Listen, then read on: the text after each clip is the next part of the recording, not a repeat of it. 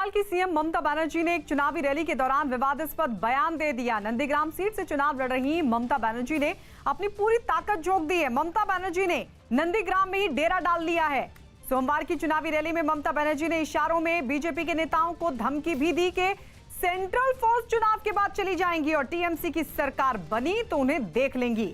ममता बनर्जी ने कहा कि वो एक एक को नाम से जानती हैं और चुनाव में जो गुंडागर्दी हो रही है प्रशासन उसे बर्दाश्त नहीं करेगा और ना ही किसी को बख्शा जाएगा। ममता बनर्जी ने तंज कसते हुए कहा कि तब बीजेपी के लोग कहेंगे कि केंद्रीय सुरक्षा बल को कुछ और दिन रहने दो ताकि वो बचे रहें। এই গুন্ডাগুলোর নাম কিন্তু আমি জানি, আমি প্রত্যেকটা নাম জানি। খাতায় আমিও সযত্নে রক্ষা করব আর দেখছি কার কত কত গুন্ডামির জোর আমি দেখছি। প্রশাসন গুন্ডামিকে বরদাস্ত করবেন না। প্রশাসনের মতো কাজ করবে। ইলেকশনের সময় বাইরের পুলিশ অনেক আসে আর এখানকার পুলিশেরাও তাদের দোষ নেই, তারা ভয়ে ভয়ে মাথা নিচু করে চলে। আমি মনে করি অন্যায়ের বিরুদ্ধে ব্যবস্থা যে না নেবে সে বুঝতে পারবে আগামী দিন তো আমরাই থাকবো, তখন আমরা দেখে নেব। ভোটের পরে তো সব পালাবে, তখন বলবে আর কিছুদিন সেন্ট্রাল ফোর্সকে রেখে দাও, আর কিছুদিন সেন্ট্রাল ফোর্সকে রেখে দাও যেন আমাদের বাঁচিয়ে দেয়। তারপর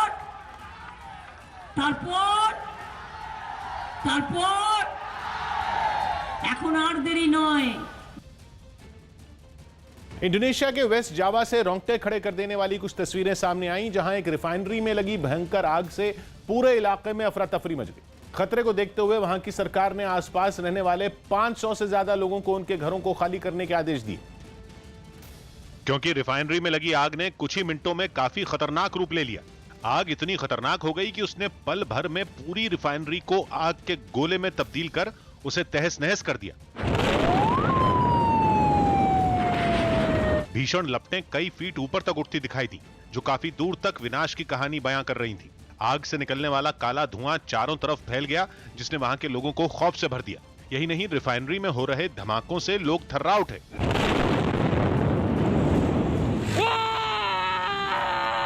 ये धमाके इतने दमदार थे कि उनकी वजह से आसमान में कई फीट ऊपर तक आग के गोले बनते दिखाई दिए। इस हादसे के बाद रास्तों पर सेना के जवानों को तैनात कर दिया गया ताकि लोगों को रिफाइनरी की तरफ जाने से रोका जा सके। वहां अचानक इतने बड़े पैमाने पर यह आग कैसे भड़की, इसकी छानबीन जारी है।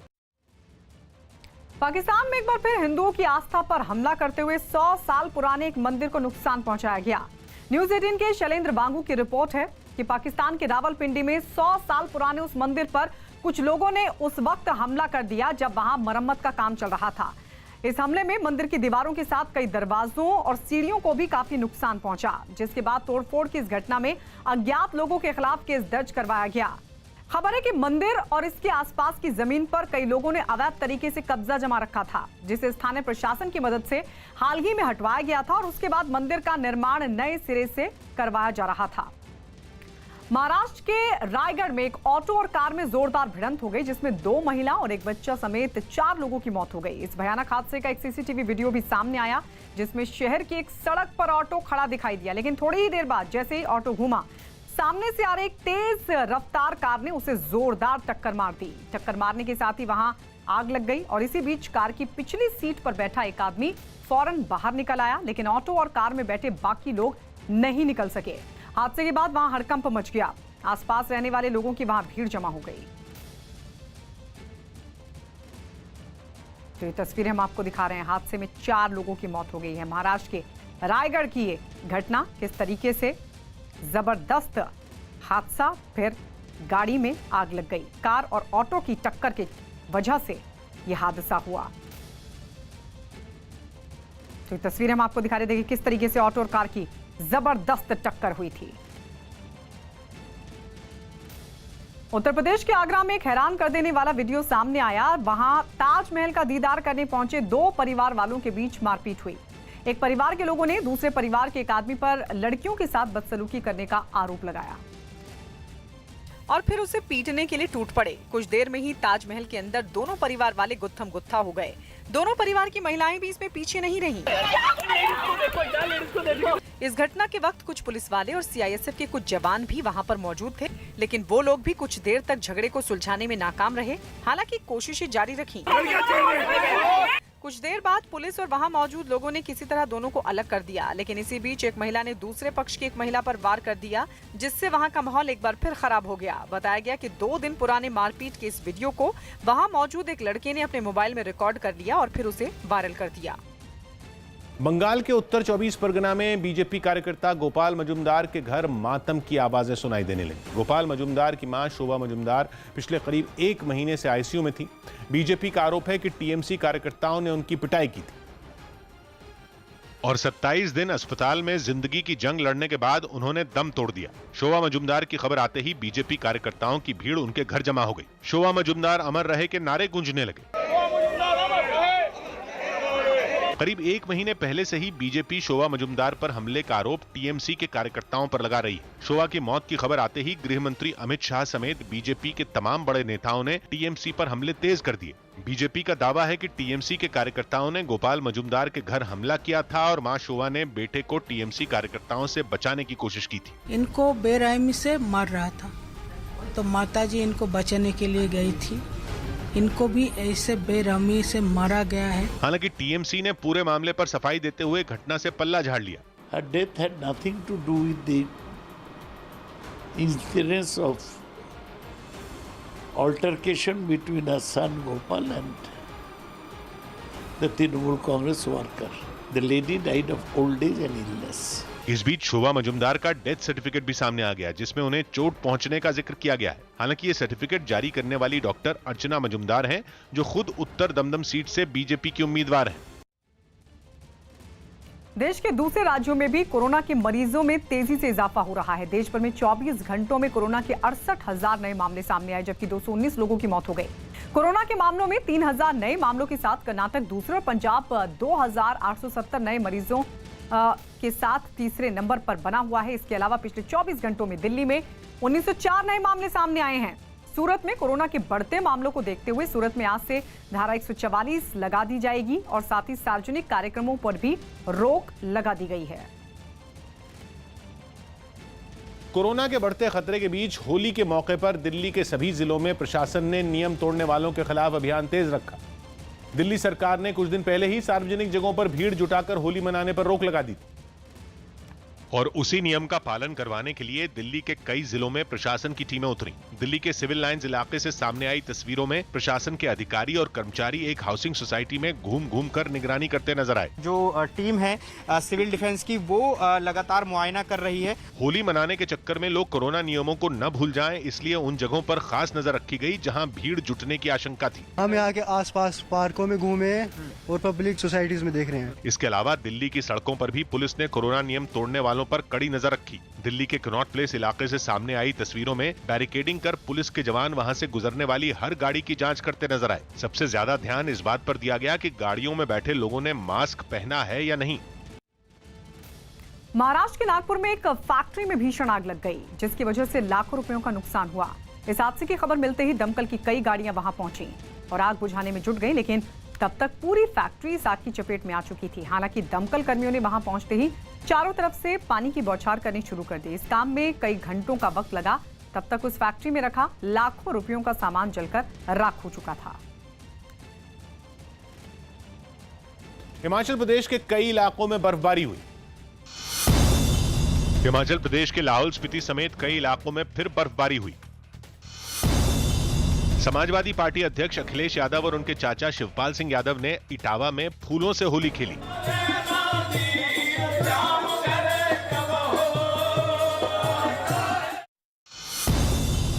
पश्चिम बंगाल की सीएम ममता बनर्जी ने नंदीग्राम में व्हीलचेयर पर बैठकर रोड शो किया।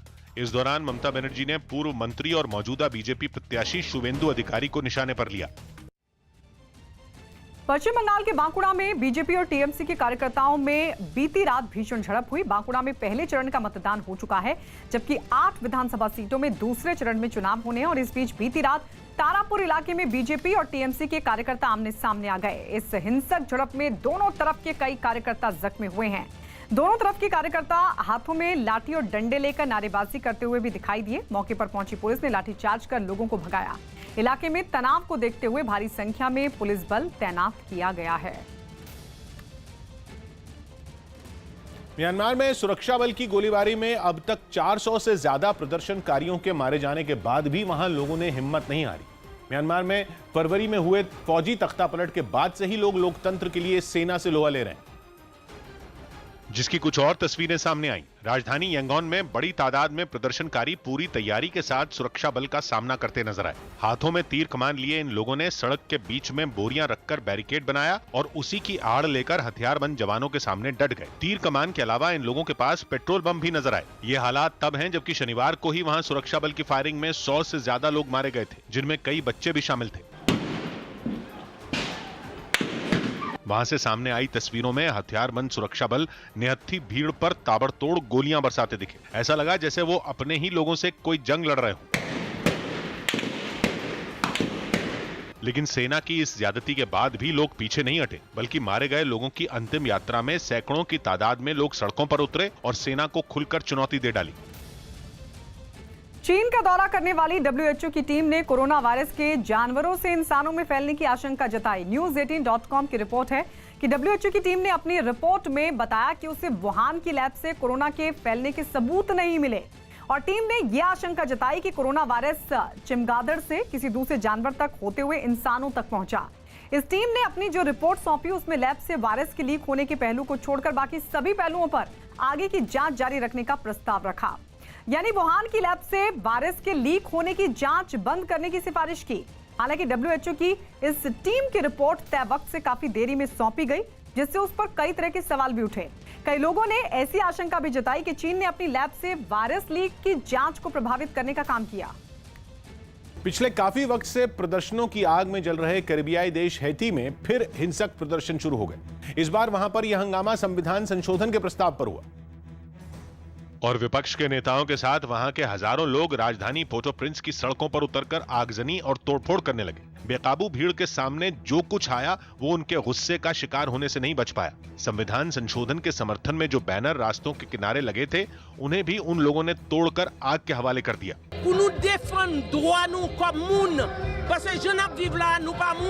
इस दौरान प्रदर्शनकारियों के हाथों में कई पोस्टर, बैनर और तख्तियां नजर आईं, जिनमें वहां की सरकार के विरोध में नारे लिखे दिखाई दिए। साथ ही वहां के राष्ट्रपति जोवेनल मोइस के इस्तीफे की मांग पर भी प्रदर्शन में शामिल लोगों ने जमकर नारेबाजी की। कोरोना के खतरे के बीच लोगों का जो हुजूम रास्तों पर उतरा, उसे देख ऐसा लगा मानो वो अपने राष्ट्रपति को पद से हटाकर ही दम लेंगे। राजस्थान के डूंगरपुर से हैरान कर देने वाली तस्वीर सामने आई। वहां रंगों की जगह पत्थरों से होली खेली गई, जिसमें कई लोग जख्मी हो गए। बताया गया कि वहां पत्थर से होली खेलने की पुरानी परंपरा है, जिसे इस बार भी निभाया गया। इस दौरान लोगों की 2 टोलियों ने एक दूसरे पर पत्थरों की बौछार कर दी। बिना चोट की परवाह किए ये लोग एक दूसरे पर पत्थर बरसाते रहे। पत्थरों की ये होली काफी देर तक चलती रही, जिसे देखने के लिए आसपास के लोग भी वहां पहुंच गए। लेकिन पत्थरों की चपेट में आने से 13 लोग जख्मी हो गए, जिन्हें अस्पताल में भर्ती कराना पड़ा। इनमें कुछ की हालत गंभीर बताई गई। बीजेपी नेता लॉकेट चटर्जी ने नाव से प्रचार किया। बीजेपी सांसद लॉकेट चटर्जी बंगाल के हुगली में नाव से चुनाव प्रचार करने पहुंची।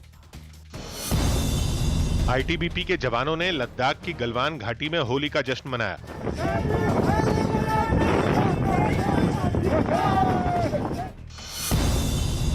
दिल्ली के एक होटल में जुआ खेलने और खिलाने के आरोप में 14 लोगों को गिरफ्तार कर लिया गया। जम्मू कश्मीर में जश्न राजौरी नाम के महोत्सव का आयोजन किया गया। इस महोत्सव का मकसद पर्यटन को बढ़ावा देना है।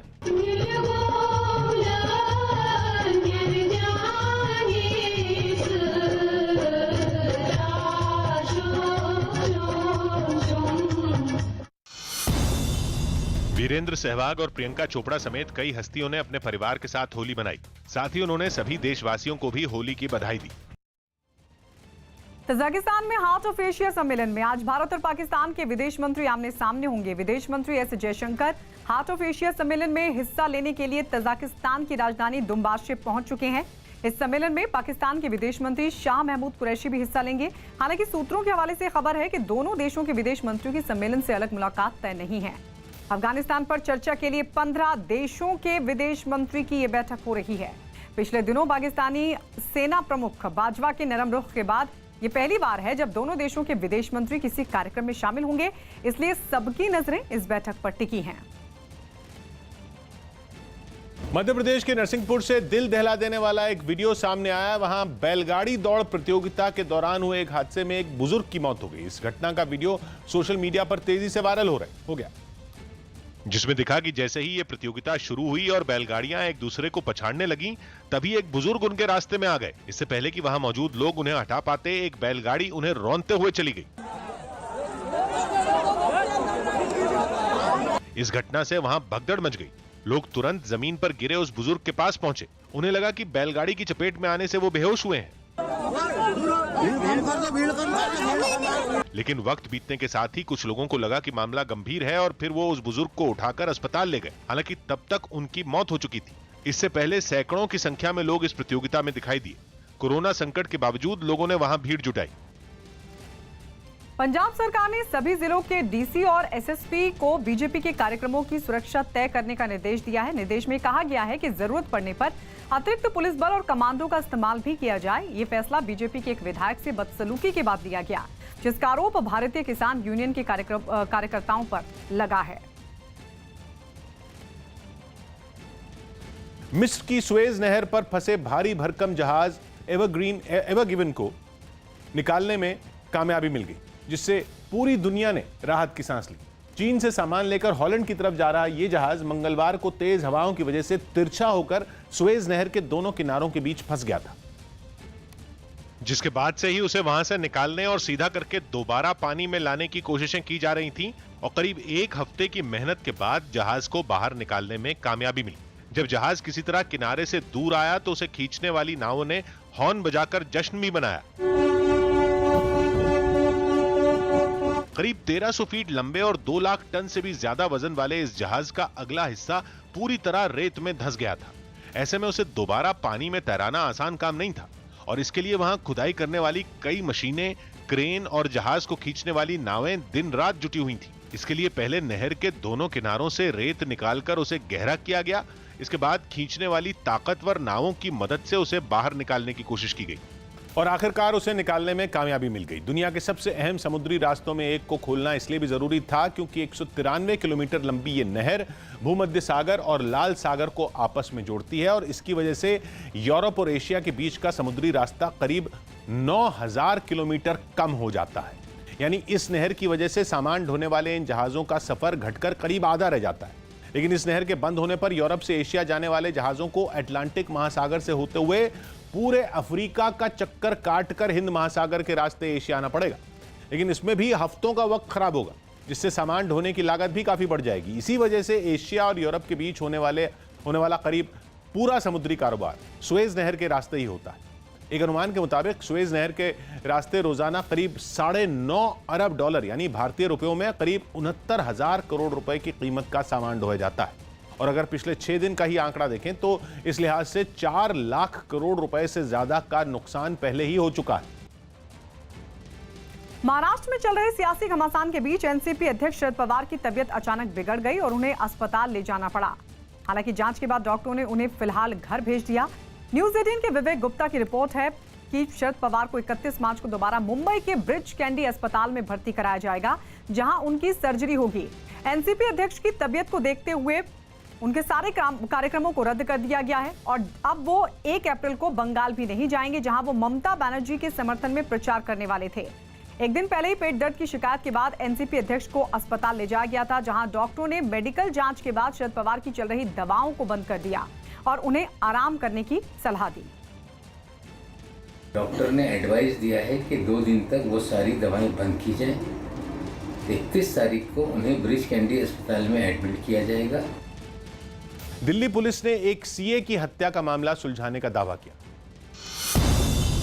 दिल्ली की आदर्श नगर पुलिस ने चार्टर्ड अकाउंटेंट अनिल अग्रवाल की हत्या की गुत्थी को सुलझाने का दावा किया। अनिल अग्रवाल की 16 मार्च को गोली मारकर हत्या कर दी गई थी। अब इस मामले में पुलिस ने आरोपी को गिरफ्तार कर लिया है। आरोपी ने बताया कि उसने चोरी के इरादे से हत्या की इस वारदात को अंजाम दिया था। जम्मू कश्मीर के बारामूला में भारी बारिश हुई, जिससे कई स्कूलों में पानी भर गया। बीजेपी नेता कैलाश विजयवर्गीय ने बंगाल में हो रही हिंसा पर चिंता जताई। साथ ही उन्होंने आरोप लगाया कि इस हिंसा के पीछे टीएमसी का हाथ है। ये सब सारी हिंसा ये सब 2 मई तक रहेगी। 2 मई के बाद हिंसा की राजनीति समाप्त हो जाएगी। होली की छुट्टी के दिन सुप्रीम कोर्ट ने रेप के एक मामले की सुनवाई की और आरोपी को अग्रिम जमानत दे दी। इस याचिका में आरोपी ने अपनी गिरफ्तारी का शक जताते हुए सुनवाई की अपील की थी। कुछ दिन पहले दिल्ली की एक महिला ने गोवा के एक रेस्टोरेंट मालिक पर रेप का आरोप लगाया था। महाराष्ट्र के गढ़चिरौली में नक्सलियों के खिलाफ पुलिस को बड़ी कामयाबी मिली। न्यूज 18 के विवेक गुप्ता की रिपोर्ट है कि गढ़चिरौली में पुलिस ने एक मुठभेड़ में 5 नक्सलियों को ढेर कर दिया। बताया गया कि पुलिस को इलाके में बड़ी संख्या में नक्सलियों के एकजुट होने की जानकारी मिली थी, जिसके बाद पुलिस ने नक्सलियों के खिलाफ वहां सर्च ऑपरेशन चलाया। तभी नक्सलियों ने पुलिस की टीम पर गोलीबारी शुरू कर दी, जिसका पुलिस ने मुंहतोड़ जवाब दिया। खबर है कि करीब घंटे भर चली इस मुठभेड़ में नक्सलियों के पैर उखड़ गए और वो अपनी जान बचाकर भागने लगे। इससे पहले सुरक्षा बल को निशाना बनाने के मकसद से लगाए गए 3 बम्बों को भी पुलिस ने बरामद किया था। जो सरेंडर नहीं करते हैं और इस खूनी विचारधारा को नहीं छोड़ते हैं और पुलिस के ऊपर हमला करते हैं, विकास कामों को रोकते हैं, उनका इसी तरह से हश्र होने वाला है। जम्मू कश्मीर के सोपोर में आतंकी हमले में बीजेपी के एक निगम पार्षद समेत एक पुलिस वाला शहीद हो गया। आतंकियों ने यह हमला उस वक्त किया जब नगर निगम के दफ्तर में अहम बैठक चल रही थी, जिसमें बीजेपी की एक नेता समेत 2 लोग गंभीर रूप से घायल भी हो गए। उन्हें तुरंत ही नजदीक के अस्पताल में भर्ती कराया गया, जिसके बाद सुरक्षा बल के जवानों ने आतंकियों की तलाश में पूरे इलाके को घेरकर सर्च ऑपरेशन शुरू कर दिया। माना जा रहा है कि हमला करने वाले आतंकी आसपास कहीं छिपे हो सकते हैं। 2 मिलिटेंट ने आके अटैक कर, इनकी बेसिकली मीटिंग थी, उसमें अटैक हुआ तो उसमें एक कैजुअल्टी, मतलब 2 कैजुअल्टी हुई। इस हमले में बीजेपी पार्षद समेत शहीद हुए पुलिस वाले का पूरे सम्मान के साथ अंतिम संस्कार किया गया और इस दौरान उन्हें श्रद्धांजलि देने के लिए सुरक्षा बल के कई अधिकारी भी पहुंचे। पुलिस के मुताबिक इस हमले में आतंकी संगठन लश्कर-ए-तैयबा के 2 आतंकी शामिल बताए जा रहे हैं, जिन्होंने निगम पार्षदों, पंचों और सरपंचों की बैठक को निशाना बनाया, जिसमें बीजेपी की प्रदेश सचिव फरीदा खान की जान बाल बाल बच गई, जबकि आतंकियों ने बीजेपी के एक पार्षद रियाज अहमद पीर की हत्या कर दी। वहीं उनकी सुरक्षा में तैनात एक पुलिस वाला भी इस हमले में शहीद हो गया।